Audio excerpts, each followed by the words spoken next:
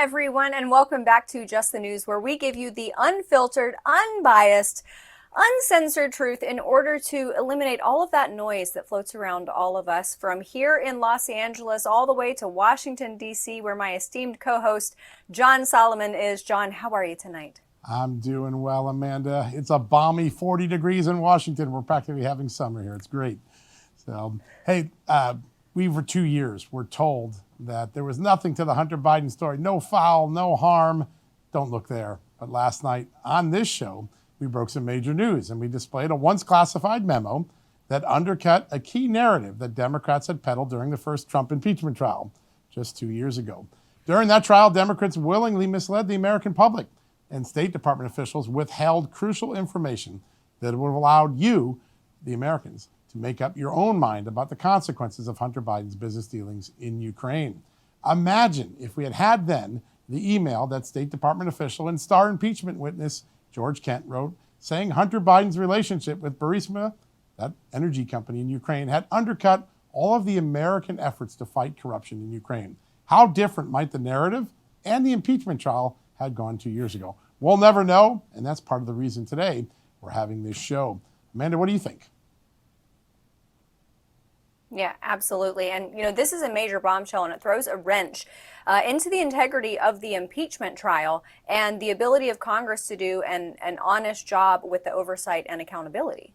Yeah, that's exactly right. And as our viewers saw several times, Democrats called me a conspiracy theorist, among many other fun names, during my early reporting on Ukraine. Today, all of that's been confirmed. Just a few years later, we're also learning a lot of more truths about this, the uncensored truth. And tonight, we're very lucky to have our very first guest here. Joining us from the great state of Georgia is Congressman Austin Scott. Hey, good evening. How are you? We're doing well. Amanda, you want to start the questioning? I will start off. Okay, so Congressman, we were bantering back and forth before we came to air, and I know that you have seen this exclusive from my amazing legend of a co-host who puts out these stories all the time. But this one is particularly interesting because this is something that Democrats have tried to, brush under the rug and say, don't look at this hand, watch this hand, guys. This is what's important. What does this news mean to the American people? Well, first of all, it just reiterates the fact that if Congress is going to do its job, then Congress is going to have hearings before they impeach the President of the United States. And if you look at the way they treated President Trump, not only did he not get the respect of having a hearing where we could have asked for and if given subpoena powers, actually forced some of that stuff to come out so that the American public saw the truth. But then they turned around and ran the whole Russia hoax, whatever you want to call it. It's certainly not an investigation in the Intel Committee, where the only thing that the American public got to see was the leaks that came from Adam Schiff and other Democrats on the committee. So anyone who thinks, as I've said before, that Vladimir Putin wanted Donald Trump to be the president of the United States needs to raise their hand and say, I seriously need help. Yeah, such a good point. It's really remarkable when you look at history. There have been 2 times that Joe Biden has been in charge of Ukraine policy. Under Barack Obama, back then, Russia invaded the Crimean region of Ukraine. He's back in charge now as president, and Ukraine is again in the crosshairs of Russia. Congressman, why do you think that is? And why do you think for 4 years we didn't have that problem when Donald Trump was president?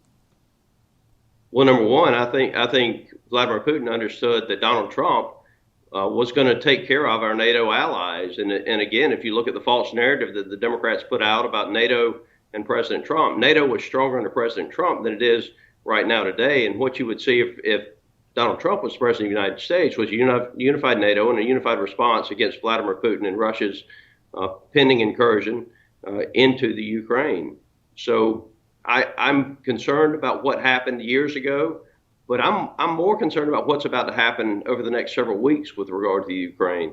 The president of the United States the other day said, well, it depends on if it's a small incursion or a big incursion. There is no such thing as a small incursion.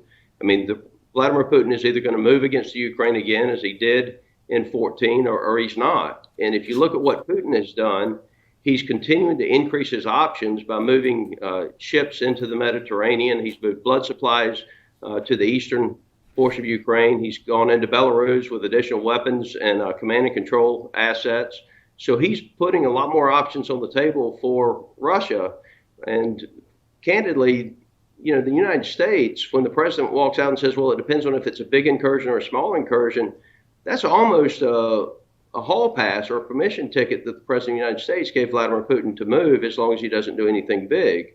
It was a serious mistake. The President of the United States had to know that that question was coming. And unfortunately, I think that it showed weakness and opened the door for Vladimir Putin to do what he intended to do anyway. Yeah, and Congressman, I've heard a lot of people bring up something that happened before I was born, but Vietnam, and I think that that highlights the sentiment with the American people that they don't want to go back into another war. But we're fresh off the heels of breaking news this morning, the deployment of 3,000 troops, even though Ukraine's president said to Joe Biden in millennial terms, chill out, bro, we're cool here. And yet Joe Biden makes this move. What kind of message does that send to the rest of the world when you've got two world leaders who are supposed to be communicating and one saying one thing and the other one's reacting in a very different way? Well, there are three things that we should have already done. We should have already outlined the sanctions that are coming on Russia. The Ukrainians are now asking us to go ahead and make that public. We should have already done that. And I personally think we should have already put some of those sanctions in.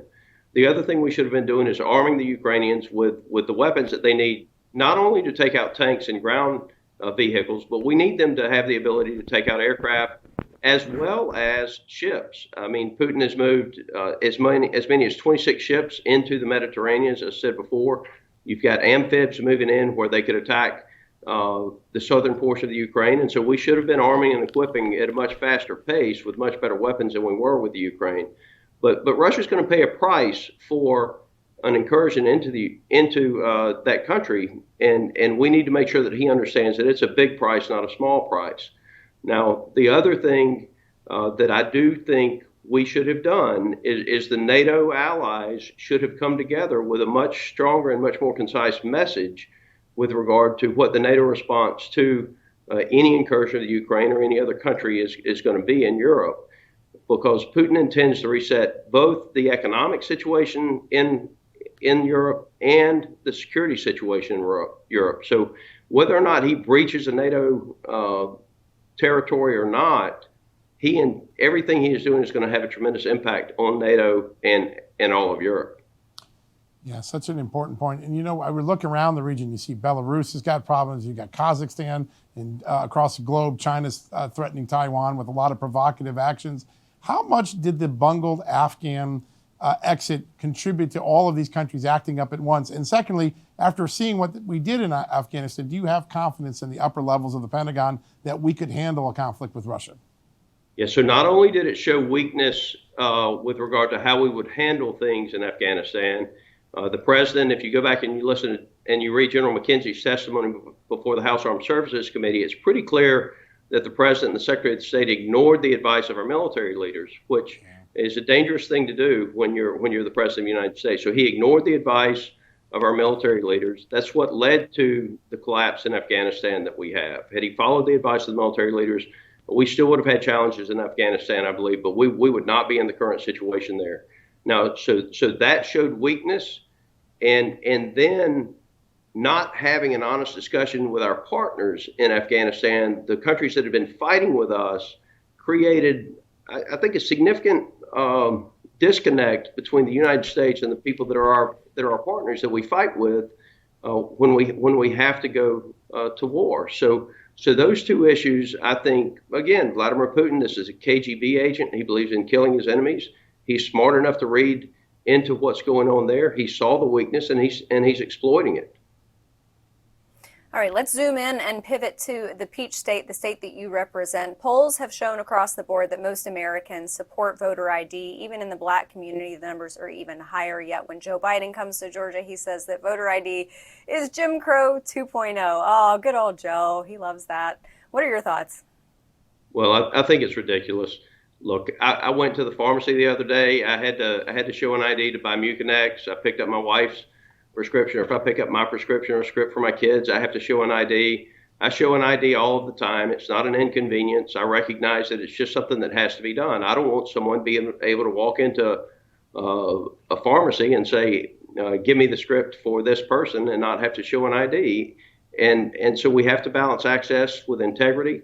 We made it easy to vote and hard to cheat. It's somewhat hypocritical for Joe Biden, who's got more restrictive voting laws in his home state than Georgia does, to come down to our state and lecture us. Meanwhile, look at what's going on around the world.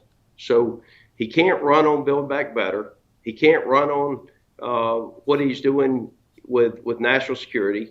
He can't run on anything, candidly, because of grocery prices, gas prices, and everything else that he's done that has worked in the opposite of the interest of the United States. And so he's got to come down to Georgia and make up some story. And so in any election, you have to have access and you have to have integrity. And I think that the Georgia law balances that pretty good.